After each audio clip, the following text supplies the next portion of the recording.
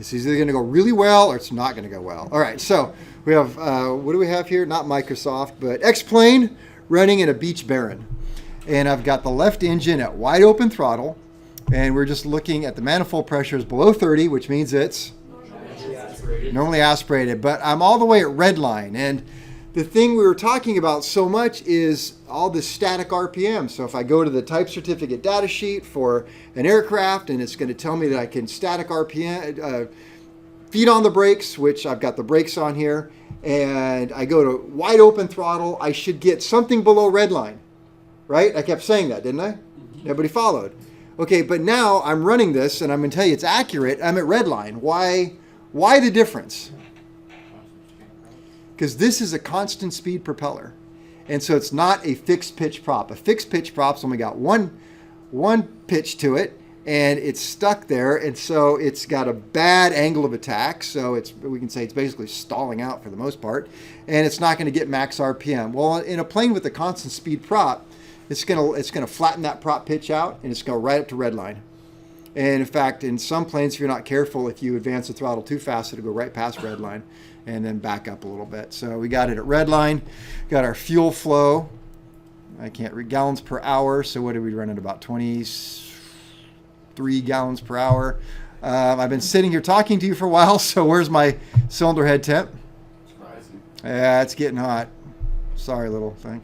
All right, oil pressure. All right, so okay, and then I talked about this right here. What is this telling me? Synchronizer. Juan, is there anything wrong with my synchronizer? No. It's telling you that the propellers are not running at the same speed. They're not turning the space. Which one should be turning faster then? The right engine. Yeah, well, which engine's turning faster here? Left. The left. So that thing's not working so well here. Well, we'll see what happens. All right. So, but notice though, okay, so I can take this throttle lever, and as I go forward and back, everything happens just like we've always talked about before, right? Huh? You're moving the left throttle. Sorry, what did I say? I'm moving the left. There we go. Now it's working. Huh? Didn't you just say the right one? I probably did say the wrong thing, but I'm moving the left. So I'm moving the left. Just calm down, would you? All right. Moving the left throttle. And as I move it back and forth, I'm actually affecting RPM, just like on a fixed pitch prop. Now this little thing's working right. See how it's going to the left? All right, it's telling me that the left prop is moving a lot faster. So it tells me when I have my prop synced. So, all right, so as I bring this forward and back, I'm moving, it's just a throttle, right? Just like always. But I'm going to bring it up here. I'll leave it right there about wherever it stops, about 2,500 RPM. Now, once I get high enough and I start pulling back on the propeller, then the propeller controls the RPM. So as I pull this back, watch if it works, my RPM is now changing. So let's see if I can set this about 2,000 RPM, thereabouts. So you follow me right there. So I'm at 2,000 RPM. I set that with the throttle, with the propeller. And now if I move the throttle, it should affect the manifold pressure and not the RPM. I don't know if this will make a liar out of me or what. There we go. So now this lever over here simply controls the manifold pressure. So it's a power lever because more manifold pressure, but the same RPM is more power. In the same way that if I increase the RPM, bring up the RPM a little bit, that's still more power. So more power, right? So at this point, all this is going to do is control manifold pressure. To a point, if I keep pulling it back, now RPM is going to start to fall. You see that? Okay, but bring it back up. I've got the governor engaged, and the governor is going to keep the RPM set where it's supposed to be set. What else can we do with this? All right, so we bring this back. Bring both these forward. All right, now both engines going. Oh, I'm over red line. This is why I've got both Flight Sim, and I ended up buying this one, X-Plane, after trying it on the ground and realizing as far as the maintenance goes, This really, it was a little more accurate. I don't want to say it. All right, so, okay, now note this little thing. Which one's moving faster? Right engine. And it is, because I got the left one pulled back a little bit. So if I bring them both back up, it might try and find itself. Or I can turn this on, prop sync. And if the prop sync works, there's a synchronizer in there. It's going to stop it. And so now they're both turning at the exact same RPM, which helps with noise and harmonics and all that. So, but it's only good for so much. I can still override it. And it's just like a real plane. I'll bring it back up. Let the prop sync find it. The prop sync's going to sync them in theory. All right, what happens if I start pulling the red one back? Kill the engine. Depends on how far you pull it back, you can kill your engine. Depends on how far I pull it back. So watch the fuel flow. So I'm going to pull it back some. Right there, so I pull back my fuel flow. I don't think I have EGT on this, do I? That'd be kind of fun to mess with EGT. All right, so once again, full throttle, but if I pull back the prop, this now controls RPM. So we can call it prop, we can call it RPM. It's doing the same thing. And then this will start controlling manifolds. Everybody follow me on this one? Or is there anybody lost? And I have no idea what just happened there. Yes? You're changing the RPM from the prop by changing the pitch, right? Exactly. Thank you for saying that. So that's exactly what I'm doing. So I've got a very flat pitch as I'm sitting here. And as I pull those blue levers back, I'm going to get more and more pitch into it. And that's going to start slowing the engine down. In fact, this one is, since it's a twin, they should feather. You feather it, that's evil. That just really, it hurts. It hurts an engine. Oh, that's when you hate it. I don't know if that, you've got, is there a feather button on here? I can go into feather, or is it just all the way back? That's what I did, so. And you can hear this.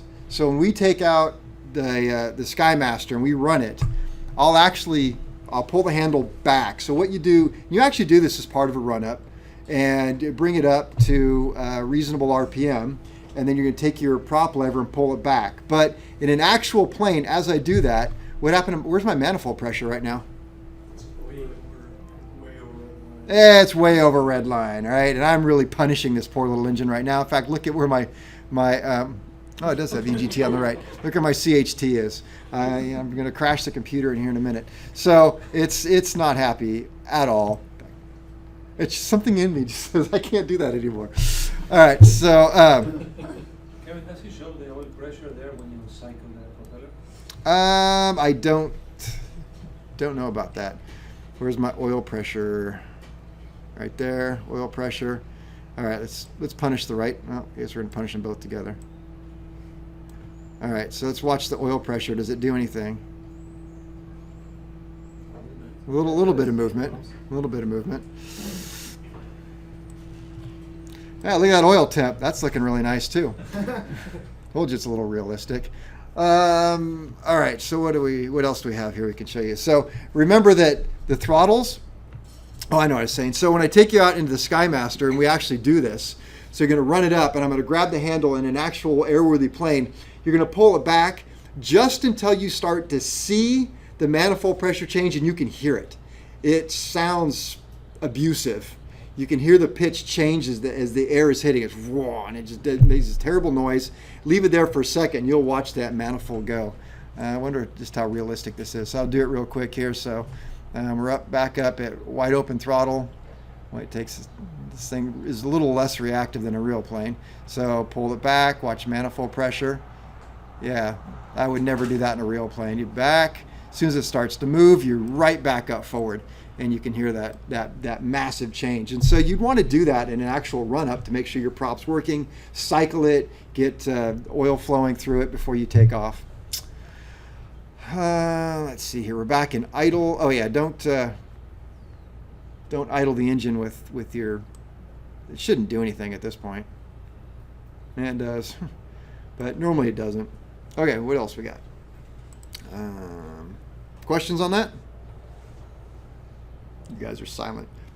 Either this makes a lot of sense, you're like, cool, or you're like, yeah, that was pretty boring. Which one was it? It's cool. It makes a lot of sense. All right, what happens if I pull the red? Oh, I know what we can do. Let's bring Magneto Check.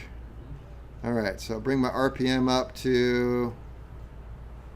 Need to zoom in. I need bigger gauges right there. All right, so I've got it about 18, best I can get. All right, so Magneto Check. Yeah, don't go that way. All right, so right mag. Did I have any drop at all on the RPM? I think a little bit. All right, so right, back to both, Uh-huh. then left. Make sure it's running there, back to both. That's how you do the run up. Next thing I would do is I'd pull the prop back, cycle it. Once it starts to make some noise and you can hear it, back a couple times, and then shut this one down. And we're going to go to the right and do the same thing. And we've done our flight, and now we've come back, and we want to shut down. How would we shut this down? Pull the red knob back. Right, not over here. Pull the red knob back. So when I pull the red knob back, what should I expect to see on my RPMs? Think it'll work? Probably not. You guys watch that. I'm going to go left side.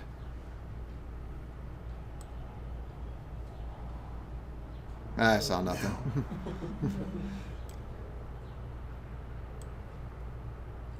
No. Yeah. you just drop. All right. Then, of course, you always want to make sure you turn off your engine. You know what would be interesting? First ground check, huh? So if I want to start this, do I have a boost pump? Free. There we go. Boost pump. So engine's off. Oh, boost pump was on. Oh, how good that did. Fuel flow? Nah. All right. Doesn't work. Oh, we can make the gear go up, right? It's on the ground. You can try. Yeah. Okay. All right. So that's that.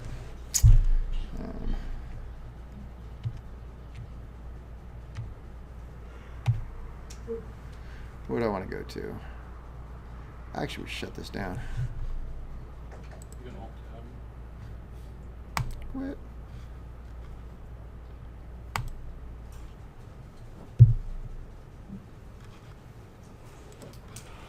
Well, that worked.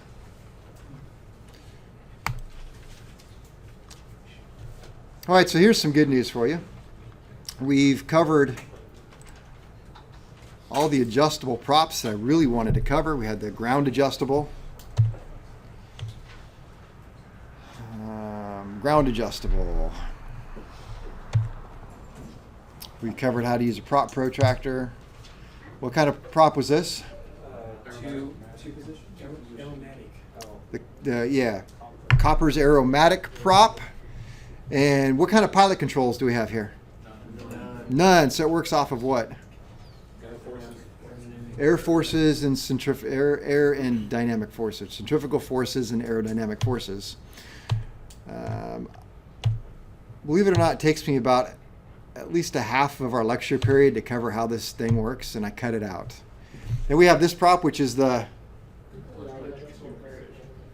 Beach Roby the Beach Roby adjustable. It's adjusted in two ways. What were the two ways?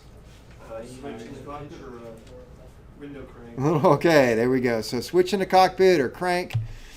We talked about how that worked briefly. Which one was this? Two positions. Hamilton standard, two position.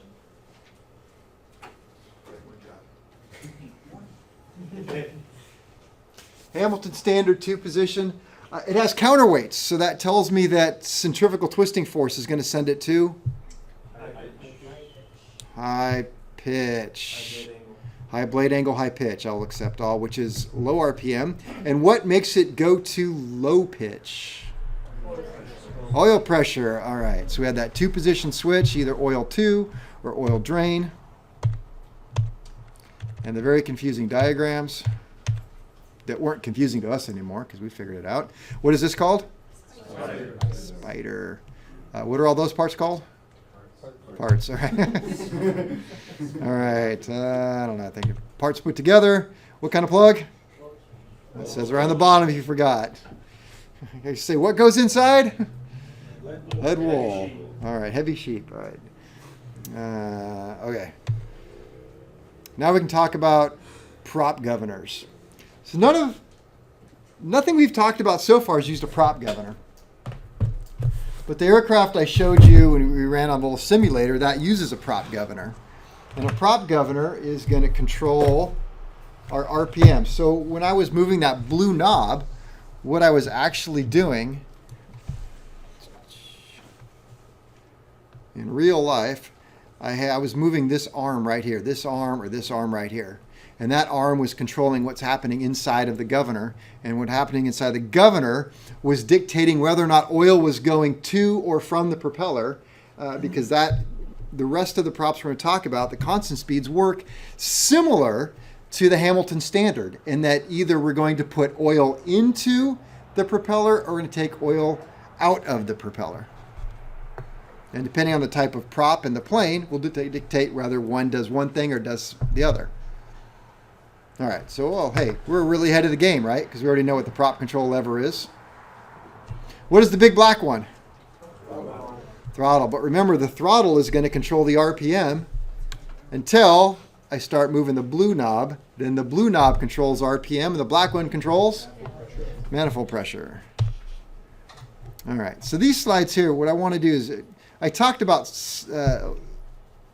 we were talking about some oil pressures and stuff, so I want to explain to you how oil actually gets up into the propeller. So this is a Continental aircraft engine, and what we have is this part right here is a transfer collar, and that collar can be seen right here. And so what happens is the governor is going to get oil pressure from the engine itself, and that governor can then put high pressure oil up through the case. Then there's just a little fitting right here, and it goes, it's just sealed with O-rings, and it goes right up into here, and it fills this with high pressure oil, which is just running around on the crankshaft. And in the crankshaft, lined up right underneath this is one hole, about the size of my dot. And that hole then gets the oil feed, so it's either coming in or draining out. So once it gets through that little hole, it then goes inside of the crankshaft part here, and that is hollow, and it will come out the front of the crankshaft. It's just that simple. But you obviously have losses right here, right? Because that's not oil tight. If you make it enough, if you tighten this up to be oil tight, what do you have? Friction. Well, you have some massive friction, and then the crankshaft turns bluish, and that's really, really bad. All right. Then you have parts flying everywhere. Let's see. Anybody want to go for the bonus round question? Is this a per mold or sandcast engine? You're right. How do you know that? Actually, it's not because of that, because it doesn't have the big gear up here to drive the alternator. Good guess. And I could be wrong on that, and you just won't know. Okay, so what do we have here? The camshaft. Guess what this gear does? Turns the camshaft. Guess what gear turns the camshaft? It was a good guess. No, it was a horrible. Worst guess of the day. I'll give you one more shot. Where are they buying their parts from? Themselves. Aviol. You see the Aviol box right there? Yeah. All right, that's going to drive the governor. I can't read that. That's too small. Oh, yeah. Use my glasses. All right. So there we go. All right, that was a Continental. Here's what Lycoming does. So when you were building your engine, I know you have to remember back a long time ago, you had bearings that looked much like this. You had one bearing sat here and another bearing sat right here. And there was a lot of verbiage in your overhaul manual about putting the bearing in 90 degrees and marking it with a pencil. And a lot of you guys came up and there was a great question like, none of this makes sense. And well, that's because they're talking about this kind of bearing right here. This particular bearing actually is split. Can't really see it well, but it's right along here. There's the split. And what you do when you put this bearing in, you put it on the crank first, then you set the crank in. Let me back that up. Before you do that, you put this bearing in the crank case with nothing else in it. Crankshaft's out. And you put it in and you mark a line right here where it matches, and you put another mark here and another mark here. And that tells you that you've rotated it properly and have it up and down properly, or back and forth in this case. And then you're going to set it in. The reason why is because this case has dowels and holes. So there's pins and holes that have to line up. And if you don't get it just right and the pin doesn't match the hole and you torque down the case, what do? Crush the dowels. Crush the bearing right into. And this has happened, unfortunately, a couple times. Mechanics have come to me building engines. Hey, I just got done torquing the case and the engine won't turn. What do you think it is? What do you call it? I don't really have to think about what it is very hard. You crush the bearing into the dowel. Oh, well, how do I fix that? Take it apart, buy a new bearing. There you go. You take it apart, you buy a new bearing, and you try again. So that looks like something out of his shoe right there. That is one heck of a catch. That is some sort of paracord, parachute rope or something. And it's funny that it's hilarious that you bring this up now, because all the times I've used this slide, I've never noticed that. That's a very good catch. This engine probably did not. That's probably the stuff James was handing out. That stuff was nylon, and it was huge. Also, I don't know what's up with this right here. That looks like that's the red tag that particular rock had. You forgot to take your red tag off. Now I'm questioning whether those are on right, and I don't know. Now I want to check his shoelaces. And Even the thread around the holes in there in the center, towards the center, they overlap each other. Oh, that's supposed to. Okay. It's just, we shouldn't really, wow, that's really bad. Okay, off subject a little bit. So my point here with this Lycoming is this has this gigantic bearing in here. And notice the big hole. So the same thing is going to happen here. Instead of using a transfer collar, it just uses this bearing. So we can have oil pressure coming in. I gotta change it here. Oil pressure is going to come in a hole that's going to line up with the hole in the crank that is going to send oil into the center of the crankshaft and out the front. So you have a lot of slippage between here. So nobody ever talks about it, but I have to imagine that you're putting 150, 200 PSI right here to run a prop. It's going to leak right fore and aft. So there's going to be leak down in there. And it's just part of the system.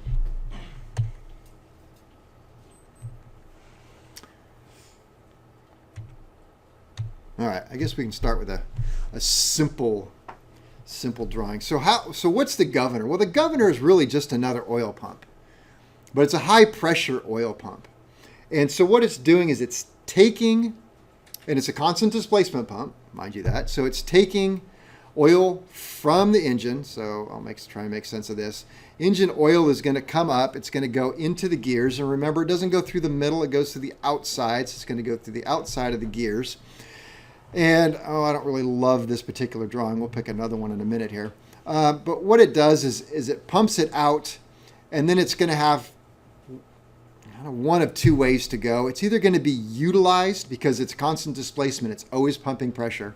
So it's either going to be utilized and sent out to the prop, at which point the prop only needs so much oil. And it's going to say, okay, thank you, I've got enough. But this is going to keep on going, so you have to have a relief valve in here somewhere. And so what happens is when the pressures exceed a certain amount, either because the pilot valve has blocked it off or the prop's got enough oil or you're just not sending it to the prop, then it's going to run through the relief valve right back to the inlet side of the pump. But just keep it, well, right now we're going to keep it simple. We're going to say there's a pump. And what kind of pump is it? All right, constant displacement pump. And the pump is either going to send oil, we'll say, to the propeller or around the relief valve.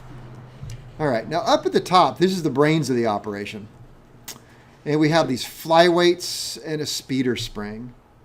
In flyweights,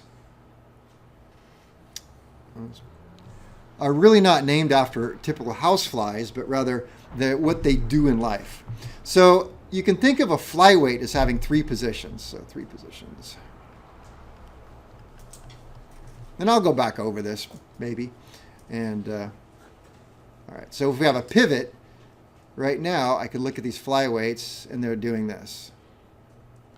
All right, I'm going to call that on speed. And they could do this. That is overspeed. Or they could do this.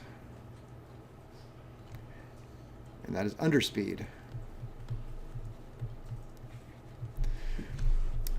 So what's happening with these flyweights is that there is a spring pressing down on them, causing a certain amount of pressure. So if I start down here with underspeed, the spring is pressing down on these flyweights to a point where the flyweights, the upper part right here,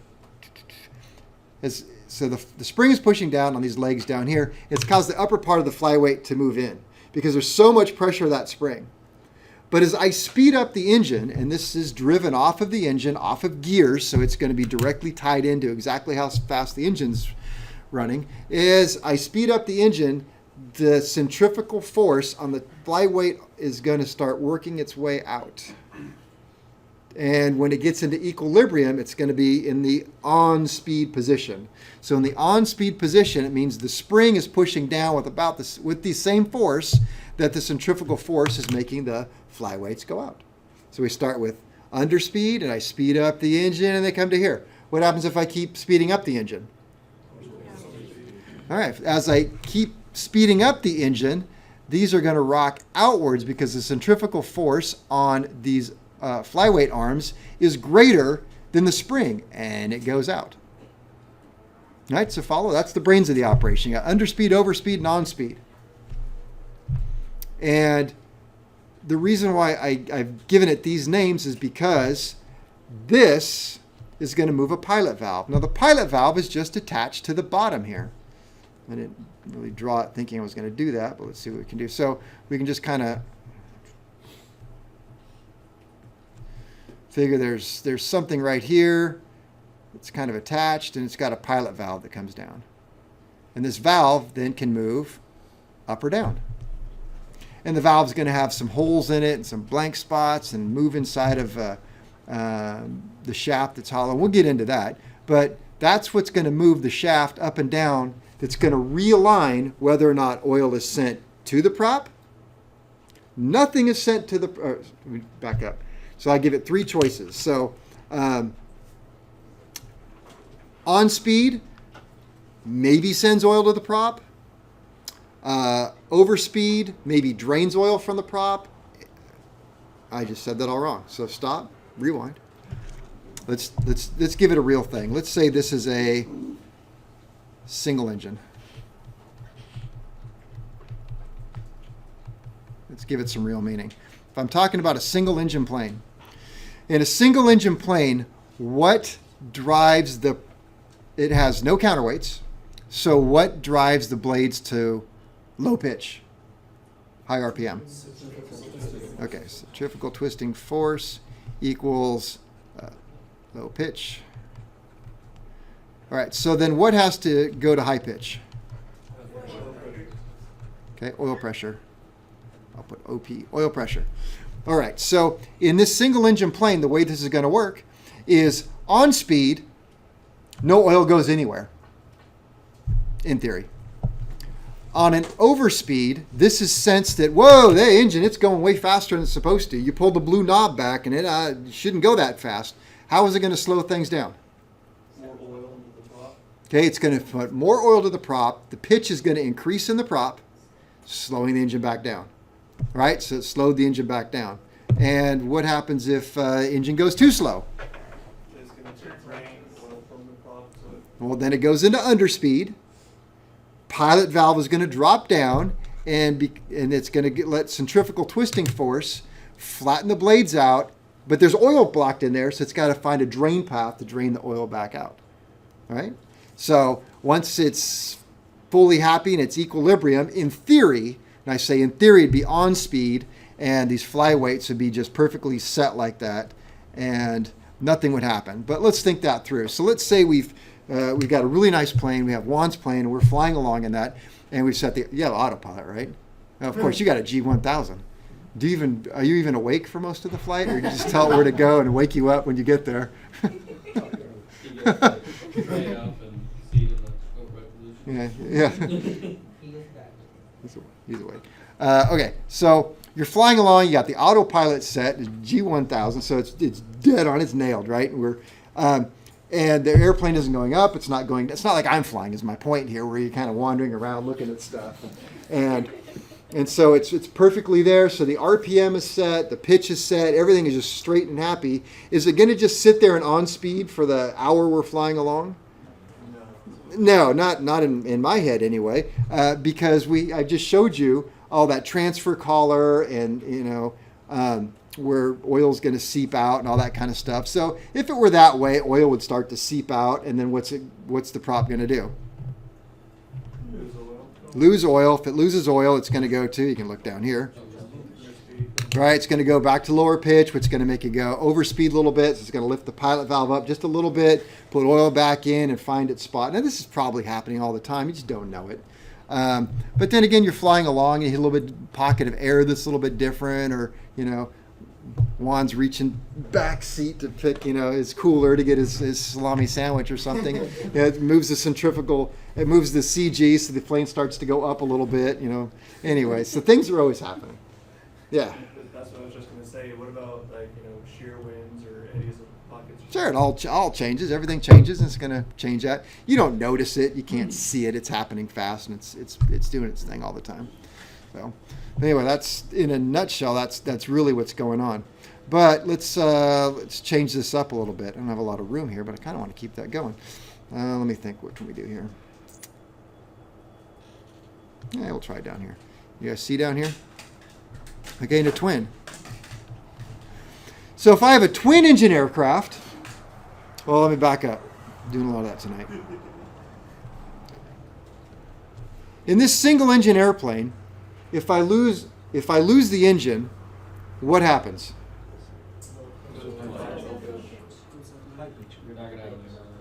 What's that? If I lose the engine, if the engine fails, The props are going to go to zero pitch. Go to a low pitch. well, I'm going to lose my power. I'm going to lose the only source of engine I have. So drag and all that isn't a huge function. If I lose oil pressure, what's going to happen? Okay, it's going to want to go to low pitch. This single engine planes typically don't have any sort of feathering mechanism. And I guess maybe the theory is if your engine fails, yeah, you're in trouble. You're in trouble anyway, and feathering it's not going to make that much of a difference. In other words, you're up the proverbial water course, not a locomotive device. So might as well just get it over with faster. So, all right, but in a twin, yeah. I heard that it's actually, if you want to motor the engine in case you lose the engine and starter as well, then you actually, and I don't know, maybe you lost the engine because you were running out of fuel. Okay. You forgot to switch the fuel tank. Right. And, I don't know, you lost your electrical system, whatever, or your starter too, then at least you have a means. That at least what I remember from pilot training, that you at least have a means that low pitch you can kind of. I like that theory. You guys follow that? You can motor. Saying so in a. Now, it kind of stinks that you're using the theory that you not only lost your fuel but your battery at the same time, because the FAR say your battery should last for at least 30 minutes. But what if you're gliding for more than 30 minutes? So If you're gliding, you want to be with a high pitch. You want to have a lot less drag. You want to glide much further. yeah, but that's not the way they set them up. So for whatever reason, single engine aircrafts, so there's lots of reasons. I'm not the engineer in charge of this, but this is the way it is, and they didn't ask me. Neither did they care what you think. They told me that. I have another question. Isn't it that in addition to the centrifugal twisting force, there's always either a spring or kind of a trapped gas which kind of supports Not that always. force? It springs often, but not always. Okay. can think of one example right now that has no springs and no gas and no. Yeah, I thought they always. Nope. So I just thought of one. So not always. Okay. Right? Often you'll find springs and stuff in there, but I'm trying to keep this real simple right now. All right. So because we're talking about governors, so twin. Now, in a twin, if you lose one engine, it's really important that that engine doesn't continue to windmill because it creates drag. And was it Juan who told us that the drag of that engine is equal to the entire drag of the aircraft? So you have twice the drag. Yeah, thank you. So especially, well, if you've got a Skymaster where it's inline thrust, that plane doesn't, my understanding, fly that well anyway on single engine. So adding the drag is not really great. And if you have a twin, it's going to yaw you real bad. And so that's bad. So you must be able to feather an engine on a twin. So twins will always feather. And the last thing you really want is an engine or a propeller that only feathers if you have enough oil. So here you are flying along. You have a catastrophic failure of the engine, or dynamic disassembly, as we like to say, and all of the oil suddenly goes away, and you think, yeah, I would have loved to have feathered that prop, but I need oil. All right, so you want to go the other way. So the default position of this propeller is going to be, prop loses oil pressure, boom, it goes to feather all on its own. So that means oil has to bring it to low pitch. Lose oil pressure, wham, it goes to feather. All right? So twin, then centrifugal twisting force, and it does that, remember, through counterweights. Centrifugal twisting force equals high pitch. And that means oil pressure will bring it to low pitch. So it's completely backwards. But yet the three positions remain exactly the same. On speed looks like that, over speed looks like that, and under speed looks like that. Why? Because that's just the way flyweights and centrifugal forces work. But the pilot valve is completely different because it has to reroute oil. So in this case, underspeed, if it's underspeed, it means it's turning too slow and the prop has to go flatten out a little bit. It's going to Add oil. Or drain oil. Right? Got to drain oil on a twin. You got to drain oil. For overspeed, going too fast, got to add oil. And then on speed would be kind of holding the same spot. Yes? All right. Who's completely lost and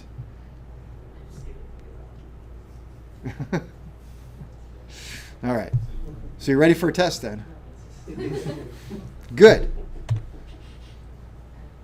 Well, it looks like that. All right.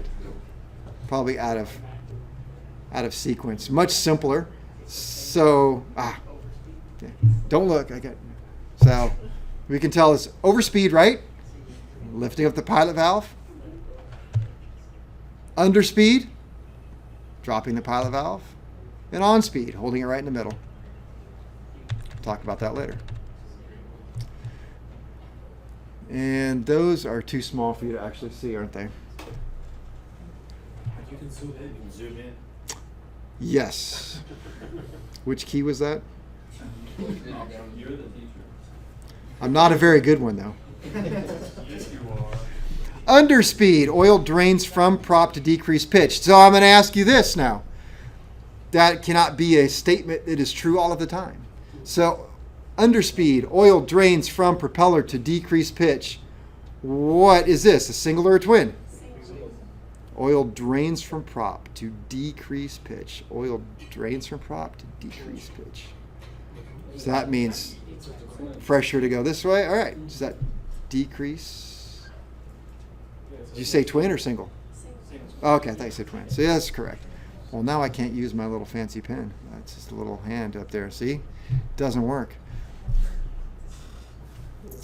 All right, so it is in, well, it already says it's in underspeed. I don't know if I want to go through this right here, but all right, so if we have to think about this, oil's coming up from being fed from where?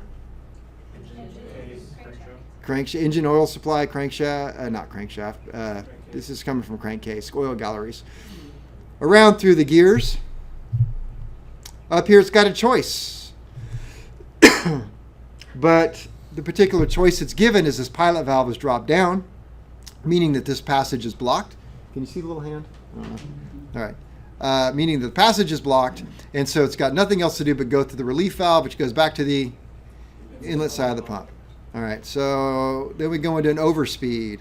So in an overspeed, oil pressure comes up, goes through the gears. Now the pilot valve has been lifted up. See, it's blocked right here, but now it's lifted up, which allows high pressure oil to go to the prop via the center of the crankshaft. Going to feed oil to the propeller. The propeller is then going to, it's in an overspeed, so high pressure to bring it back to, wait a minute, overspeed, high pressure oil enters the prop to increase pitch. Oh, overspeed, yes. So overspeed, these are hard to think. So overspeed, so it's going to bring the pitch up a little bit. No wonder you guys never get anything right. Huh? That's why I had to think yesterday. Yeah. Let's see, this one was underspeed. Because this was underspeed, of course, I forgot to mention that it's draining oil out of the propeller back. And where is it going? The overboard? Back to this sump. Yes? What is providing the pressure for the oil to go back through the return? Is it the centrifugal? Ooh, very good. Yes, centrifugal pressure. Sometimes the spring will also help inside of the dome of the piston, or a gas, since we're bringing it up. Yes, that is all true. All right, so we have on speed. Again, same thing as underspeed. Underspeed, the pump is being blocked and just recirculating. On speed, same thing, blocked, and also it should be blocked this way here. Right there it's blocked, right there it's blocked. And then we have, I can see underspeed. Underspeed means we need to, what do we need to do here? What? Is that feather? Oh, feather position. We're not talking about feather right now. But there we go. We have the positions. All right. What does that bring us to? Discard. That brings us right up to break time. Woo!